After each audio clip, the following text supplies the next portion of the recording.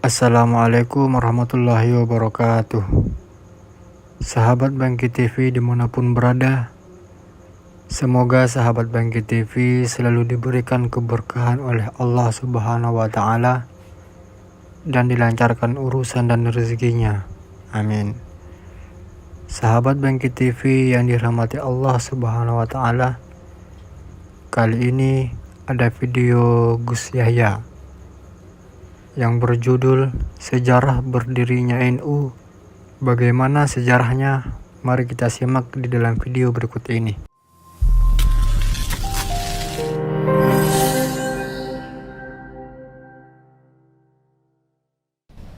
Yang saya hormati Khatib Syuriah Kiai Miftah Ghairul Akhyar, Kiai Miftah Fakih.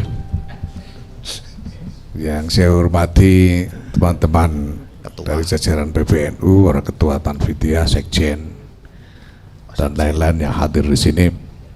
Hadirin sekalian, terima kasih atas kehadirannya dan terima kasih terlebih lagi kepada Rois Am yang telah berkenan memberikan sambutan peluncuran buku tadi.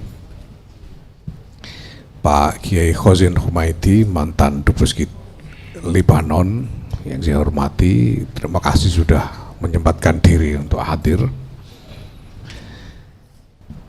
Saya tahu ini adalah wujud dari naluri beliau sebagai orang NU. Pokoknya kalau dengar aja gitu pasti beliau akan menyempatkan diri untuk hadir dalam apapun yang terkait dengan NU. Terima kasih Pak Khozin. Orang bejo itu memang tidak bisa digugat gitu.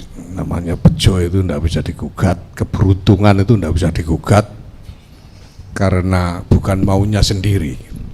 Buku ini seperti sudah tertulis di situ, persis saya selesaikan titik ketika saya dudul titik dari keyboard komputer itu persis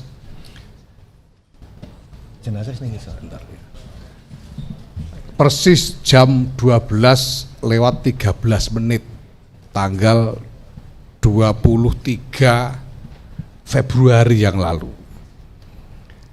Nah, kemudian melewati sedikit pemeriksaan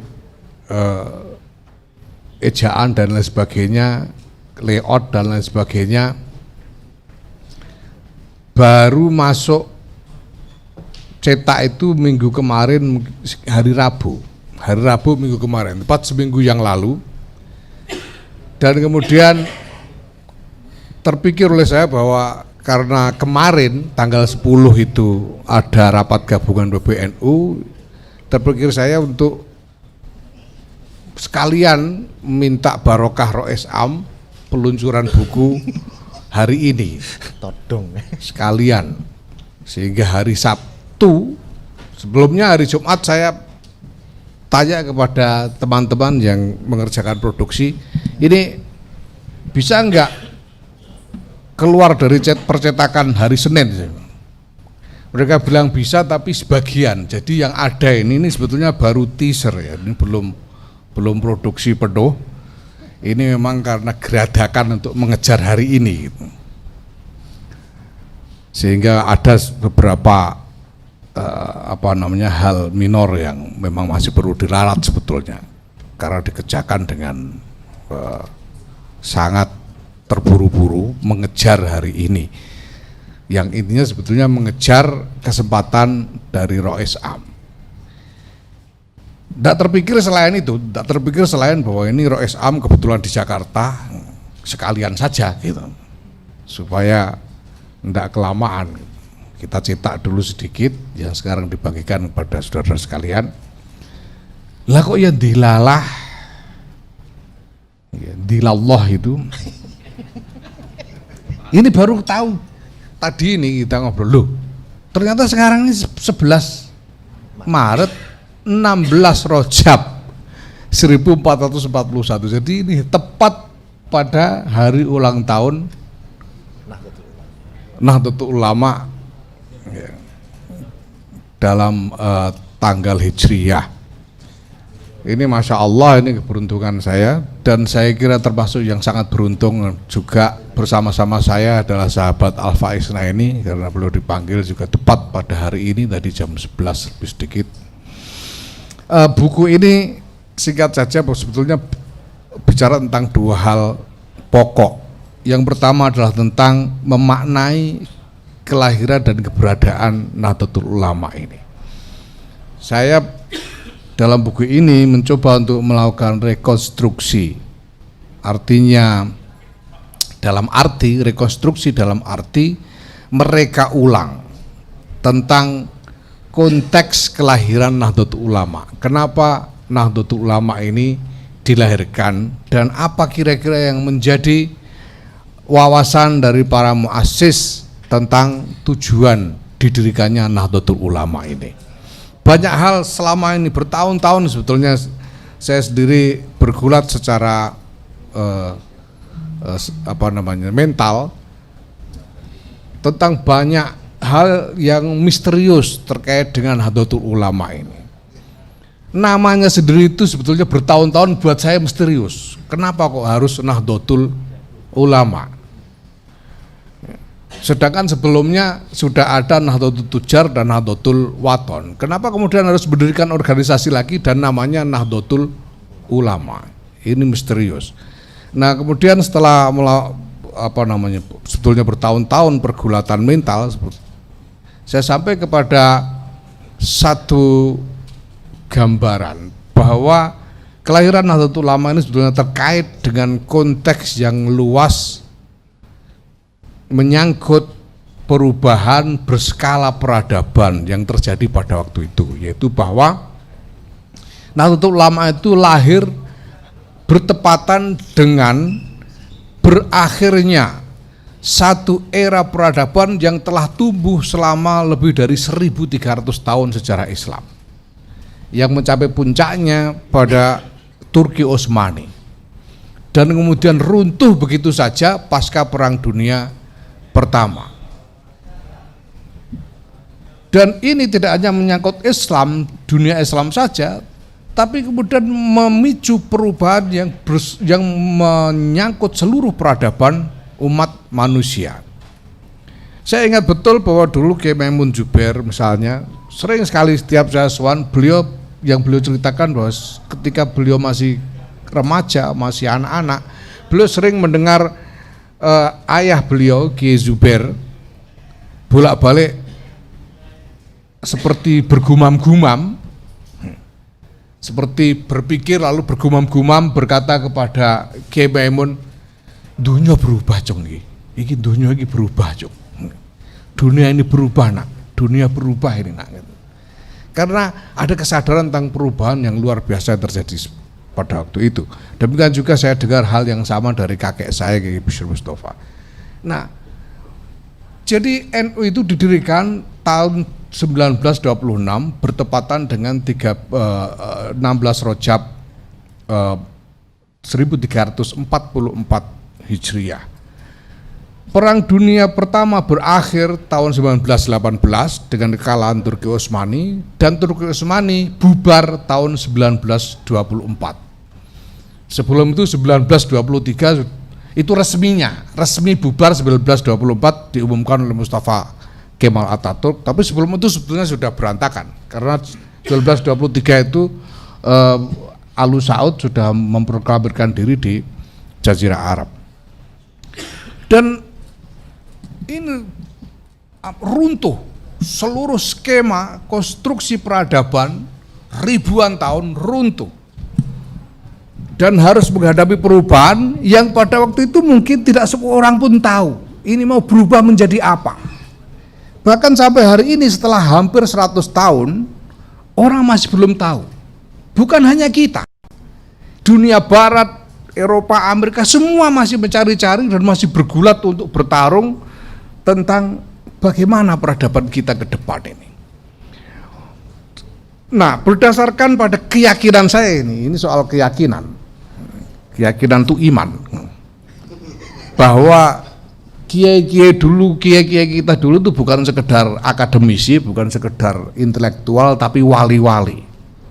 wali-wali peradaban. Saya berkeyakinan bahwa para muassis ini mendirikan Nahdlatul Ulama ini sebagai rintisan untuk menyongsong peradaban baru.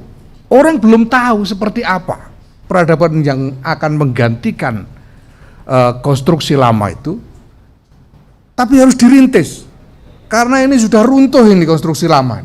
1300 tahun sejarah Islam mengembangkan satu model konstruksi peradaban tertentu dan runtuh. Sejarah ini apa? Dunia berubah. Nah, di situ saya memaknai kenapa diberi nama Nahdlatul Ulama. Karena pertanyaannya adalah ketika peradaban berubah sama sekali, bagaimana sikap Islam menghadapi perubahan itu? Pertanyaannya adalah bagaimana tanggapan Islam terhadap perubahan peradaban itu. Nah, kalau yang ditanya adalah bagaimana tanggapan Islam, maka yang harus menjawab adalah tidak lain selain ulama.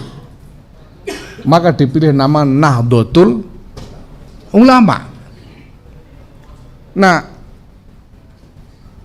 maka dengan kata lain bahwa ini adalah jam'iyah atau kumpulan yang didirikan untuk merintis tanggapan terhadap perubahan peradaban. Nah, maka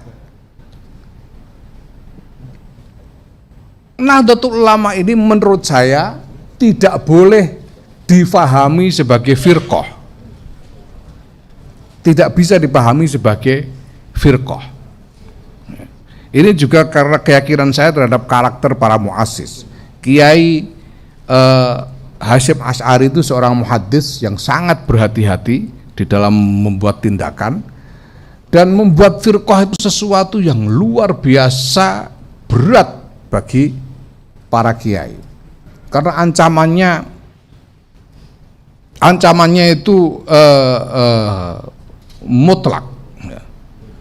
Fa'aqim wajhaka lid-dini hanifa fitratallahi allati fatara an-nasa 'alaiha la tabdila li khalqillah dzalika ad-dinul qayyim walakin aktsarun nasi la ya'lamun munibina ilaihi wattaquhu wa aqimus shalah wa la takunu minal musyrikin. Jangan kalian seperti orang musyrik, jangan kalian termasuk dalam golongan orang-orang musyrik. Apa artinya minal ladzina farraqu dinahum wa kanu syi'a? Yaitu orang-orang yang membuat firqah-firqah, membuat kelompok-kelompok di dalam agama sehingga mereka bergolong-golong. Kullu hizbin bima ladaihim farihun. Setiap kelompok bangga dengan apa yang ada di dalam dirinya sendiri dan mengecilkan yang lain.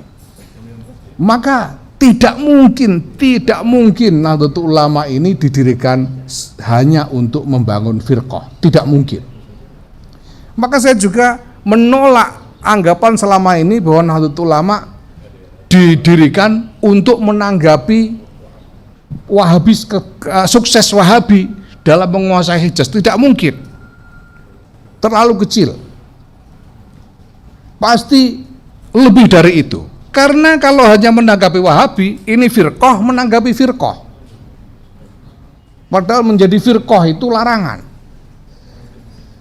Maka itu saya sampai pada kesimpulan bahwa ini pasti menanggapi sesuatu yang lebih besar, yaitu perubahan peradaban itu sendiri. Yang sampai sekarang belum ada orang yang tahu bagaimana bentuk finalnya, semuanya masih bergulat bersama-sama. Nah, maka tidak boleh NU ini merasa menjadi saingan dari yang lain. Tidak pada tempatnya dan tidak pantas sama sekali NU misalnya merasa saingan dengan Muhammadiyah. Sama sekali tidak pantas. Tidak pantas. Saingan dengan FPI, tidak pantas sama sekali. Dengan HTI tidak pantas. Dengan Wahabi saja tidak pantas. Saya tidak yakin bahwa Wahabi itu dari segi skala banyaknya pengikut lebih besar dari NU, saya tidak yakin. NU ini menurut LSI 49,5 dari 230 juta, 237 juta. Itu berarti lebih dari 100 juta. sekitar 110-an juta, 108 juta. Wahabi itu di Saudi saja itu 18 juta, tidak semuanya Wahabi. Itu ditambah yang lain-lain, saya tidak yakin Yaman itu cuma berapa, di sini cuma berapa. Walaupun katanya pondoknya banyak, tapi orangnya saya tidak yakin. 25 juta dan tidak semuanya Wahabi. Tidak semuanya Wahabi 20 juta. Ditambah yang lain-lain, Somalia, Nigeria, dan lain-lain. Saya tidak yakin. Dan sekali lagi ini bukan soal firqah. Dan ini pergulatan bersama-sama. Nah, dengan kacamata ini menurut saya kita tidak bisa, tidak sepantasnya melihat bahkan kelompok yang kita anggap radikal teroris ini sebagai musuh dalam soal ini. Karena mereka juga sedang mencari. Ini peradaban yang konstruksinya runtuh dan orang mencari. Mereka juga mencari. Orang-orang ini, teroris-teroris dan radikalis-radikalis ini, mereka berusaha membawa kembali zaman ini ke masa lalu, dibalikkan lagi ke zaman khilafah. Ya. Apakah ada dasarnya? Banyak dalilnya itu, banyak dalilnya untuk membawa kembali ke zaman khilafah. Tapi persoalannya kemudian kalau kita paksa mau balik ke sana, itu tidak ada ujung selain yang masuk akal, tidak ada ujung yang masuk akal selain keruntuhan seluruh dunia. Karena semua harus bubar semua, negara-negara ini balik menjadi khilafah. Ini baru perang Syria aja sudah kayak begitu. Baru di Syria saja. Ini baru rebutan Libya aja sampai hari ini nggak selesai. Baru soal Irak aja nggak selesai. Ini mau seluruh dunia, Indonesia suruh bubar. Kita suruh perang berapa puluh tahun di Indonesia ini sebelum Indonesia boleh bubar. Nah, maka ini tidak masuk akal. Nah, tugas kita adalah mencari, tapi kita bergulat bersama-sama. Termasuk juga dengan peradaban-peradaban yang lain, peradaban barat dan lain sebagainya. Nah, Nahdlatul Ulama hari ini sebetulnya sudah mulai dilihat oleh dunia, sebagai rujukan yang masuk akal untuk peradaban dunia. Karena kalau kita lihat track dari Nahdlatul Ulama ini, kita bisa rumuskan bahwa cita-cita Nahdlatul Ulama ini adalah mewujudkan peradaban baru bagi umat manusia yang lebih mulia peradabannya itu. Yaitu peradaban yang sungguh-sungguh adil dan harmonis, berdasarkan akhlakul karimah, dan penghargaan atas kesetaraan hak dan martabat di antara umat manusia. Akhlakul karimah jelas, wong Islam kok enggak akhlakul karimah.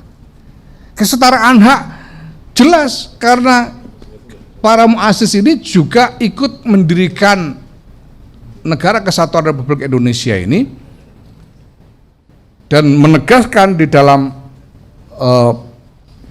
dasar bagi berdirinya negara, yaitu yang disebut di dalam Muqaddimah Undang-Undang Dasar 1945, bahwa sesungguhnya kemerdekaan adalah hak segala bangsa, dan oleh sebab itu maka segala bentuk penjajahan di atas dunia harus dihapuskan karena tidak sesuai dengan peri kemanusiaan dan peri keadilan.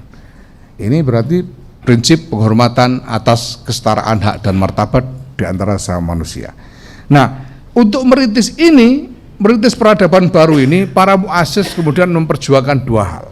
Pertama, melakukan konsolidasi jamaah, konsolidasi komunitas. Caranya dengan membangun jam'iyah, karena tidak mungkin ada konsolidasi tanpa nizam, dan nizam itu hanya bisa diwujudkan dengan jam'iyah. Apa perlunya melakukan konsolidasi jamaah? Untuk merawat nilai-nilai luhur, karena yang dicita-citakan itu adalah peradaban baru yang didasarkan atas nilai-nilai luhur. Nah, itu sebabnya didirikan Nahdlatul Ulama ini, untuk merawat nilai-nilai luhur sebagai konsolidasi jamiah. Tapi kemudian Nahdlatul Ulama ikut serta memperjuangkan berdirinya Negara Kesatuan Republik Indonesia. Sebagai apa? Sebagai basis sosial politik untuk ikut serta dalam pergulatan antar bangsa. Karena tidak mungkin bikin peradaban sendiri di Jombang, itu tidak mungkin. Ini harus peradaban dunia.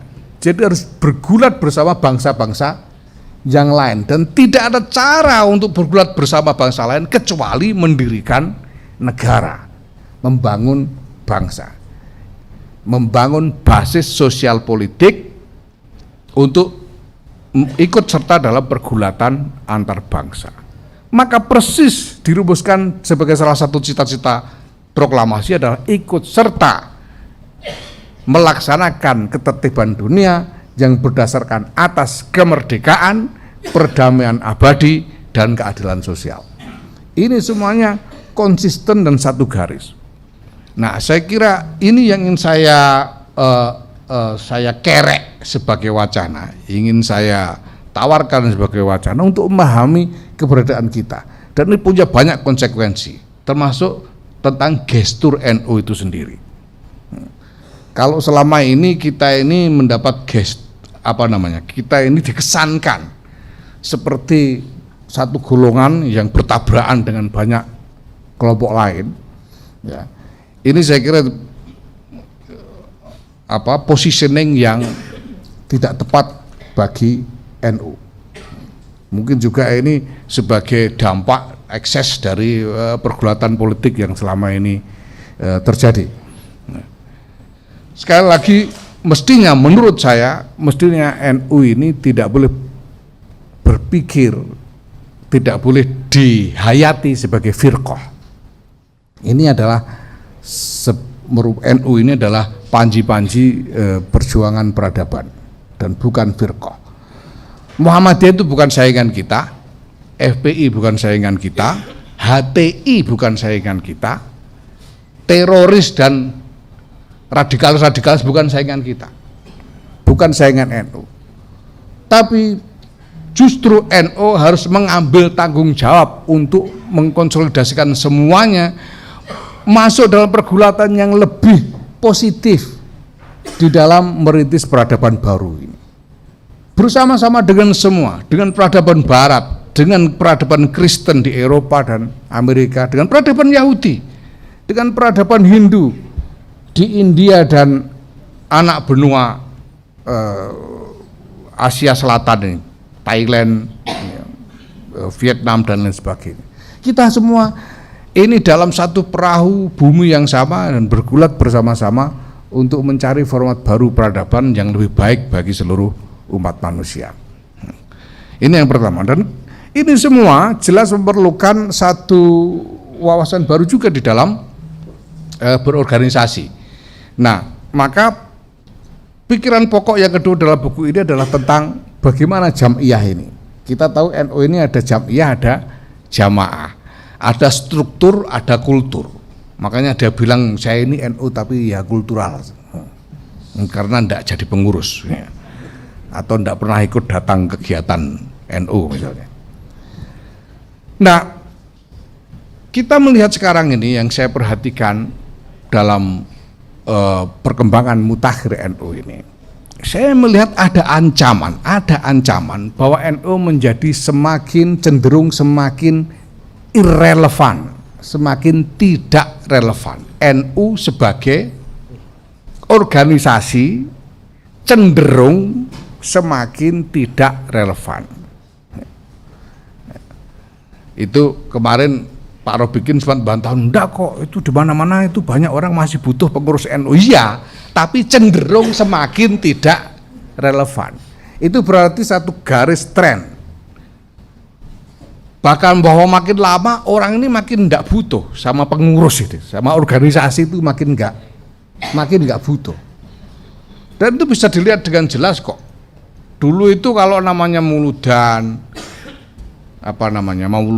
kemudian yasinan dan lain-lain yang rutin-rutin di bawah itu atas nama NU. Sekarang enggak lagi. Dan makin lama orang makin tidak menemukan signifikansi NU pengurus sebagai organisasi terhadap kehidupan mereka sehari-hari. Ini dirasakan oleh sampai ada yang berani ngomong, ya sudahlah sekarang nggak usah NU-NU-an. Ini karena mereka merasa seperti itu. Padahal ini dulu kakek buyutnya itu semuanya aktivis NU semua. karena merasakan seperti ini. Bahkan juga terhadap counterpart kelembagaan, lembaga-lembaga lain, NU juga cenderung semakin tidak relevan. Orang itu semakin tidak butuh NU sebagai organisasi gitu. Kemarin itu Pilpres 58% dari warga NU menurut survei memilih Jokowi Ma'ruf Amin. Dan kita tahulah bahwa Kiai Ma'ruf Amin dipilih sebagai pasangan itu untuk menarik warga NU supaya mau memilih Jokowi Ma'ruf Amin. Tapi satu, yang melakukan mobilisasi untuk memilih Jokowi Ma'ruf Amin tidak terutama pengurus NU, bukan struktur NU. Ada yang lain,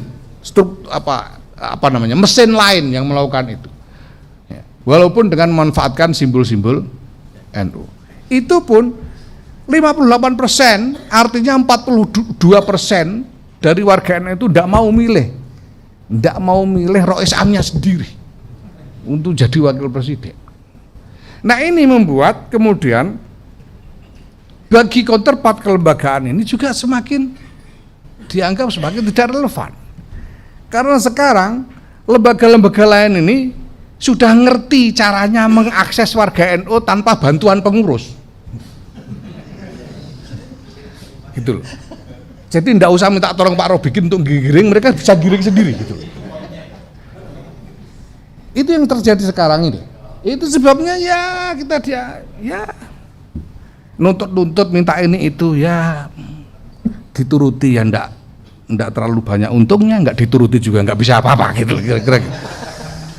Ini artinya irrelevan. Nah, menurut saya kecenderungan irrelevansi ini karena memang kedodoran secara konstruksi organisasi, kedodoran Jam'iyah NU ini. Kenapa begitu? Karena sejak 1952 ketika NU menjadi partai politik sampai hari ini konstruksi organisasi tidak berubah.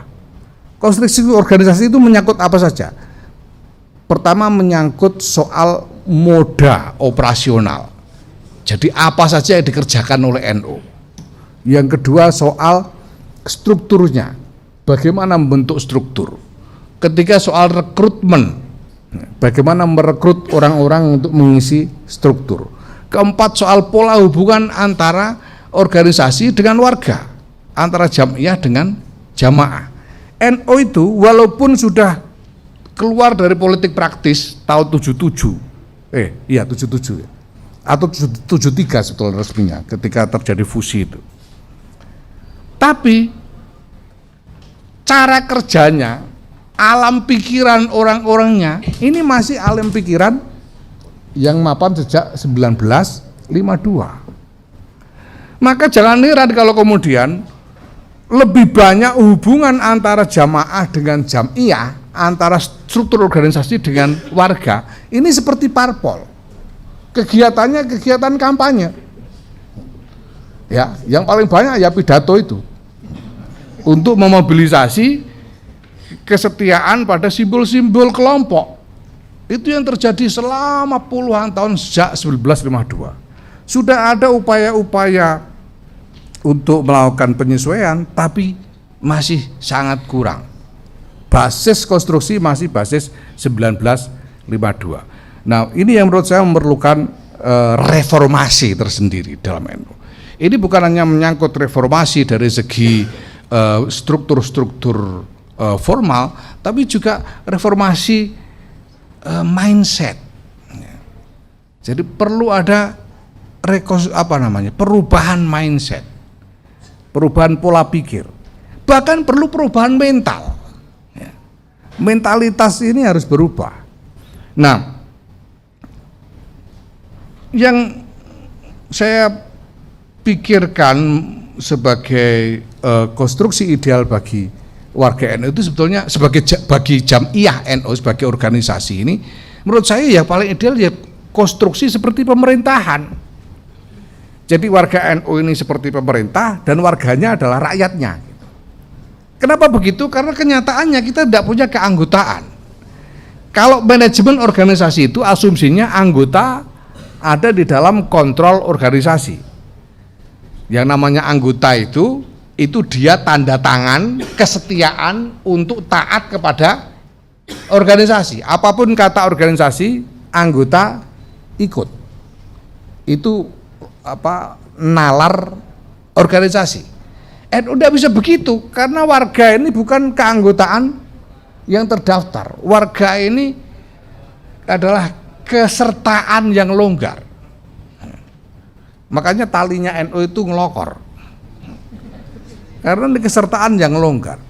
Ini lebih mirip, jadi yang ada adalah fellowship, bukan membership di NU. Fellowship itu kalau dikaitkan dengan teritori politik menjadi citizenship, menjadi kewarganegaraan. Nah, karena ini bukan negara, maka jadinya kewargaan.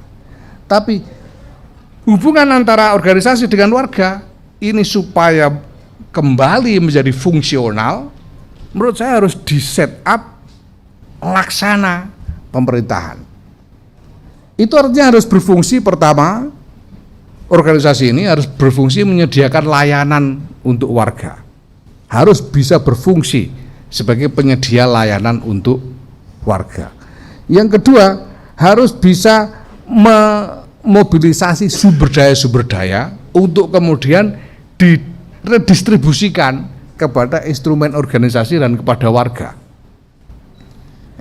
Yang ketiga, karena NU menyediakan layanan, maka NU harus berfungsi juga untuk menetapkan regulasi supaya layanan-layanannya bisa diakses secara adil dan transparan. Nah, singkat kata itu konkretnya nanti, ini NU ini harus membalikkan bobot aktivismenya yang tadinya ada di pusat, dibalikkan ke bawah, sehingga ujung tombak dari aktivisme NU itu nantinya seharusnya adalah cabang. PBNU ini jelas punya tanggung jawab untuk melakukan mobilisasi, mendapatkan sumber daya harus dibagi ke bawah untuk dijadikan kegiatan di bawah, bukan di Jakarta. Jadi kira-kira nanti itu yang ideal menurut saya, PBNU itu berfungsi seperti kabinet pemerintahan negara itu. PWNU itu berfungsi seperti pemerintahan provinsi, dan PCNU berfungsi seperti pemerintah kabupaten atau kota.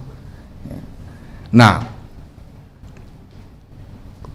maka dengan demikian harus ditetapkan agenda-agenda yang sifatnya nasional, memang